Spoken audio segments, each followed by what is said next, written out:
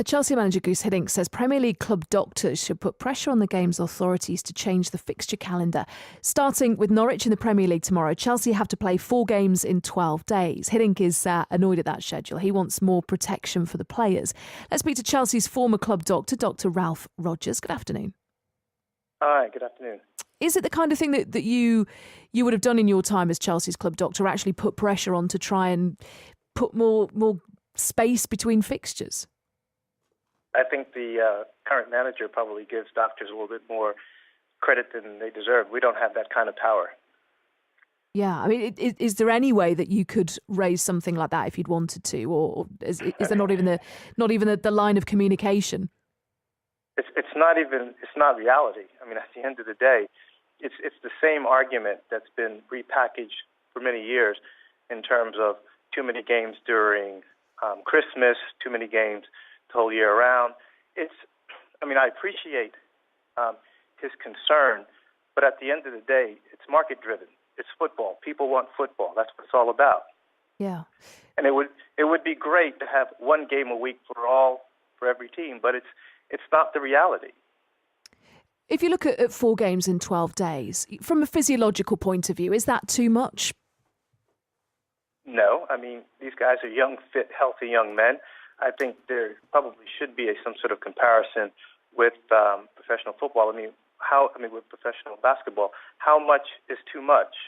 I mean, at the end of the day, what people need to look at are probably bigger squads, and for the managers to actually manage their squad better in terms of injured and less injured and not injured players. I mean, and that's what it comes down to.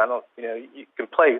A team can play 4 games in a week without any problem if you have the right amount of players. And I said, as I said before, the manager is actually managing his injured players as well as his players who are not injured. I think this is just a distraction because maybe he has more games than another team and he wants to point that out. But let's not get by the fact that this is all market driven. People want football, and at the end of the day, he's in a few cups, and he should be happy about that.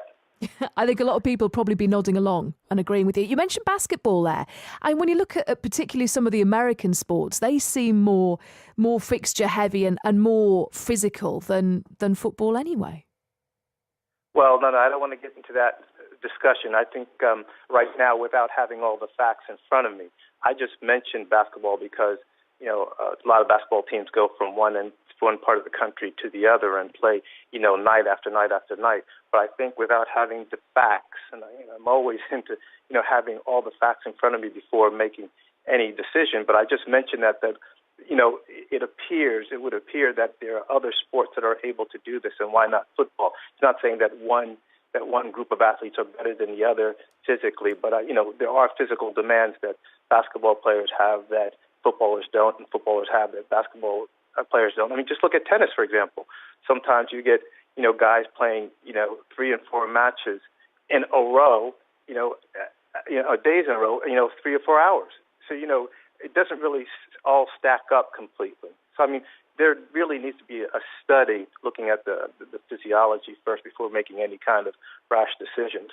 Yeah, it's interesting. Thank you, Dr. Ralph Rodgers there, who's Chelsea's former club doctor, in essence saying even if the doctors did want to change things, it's not up to them.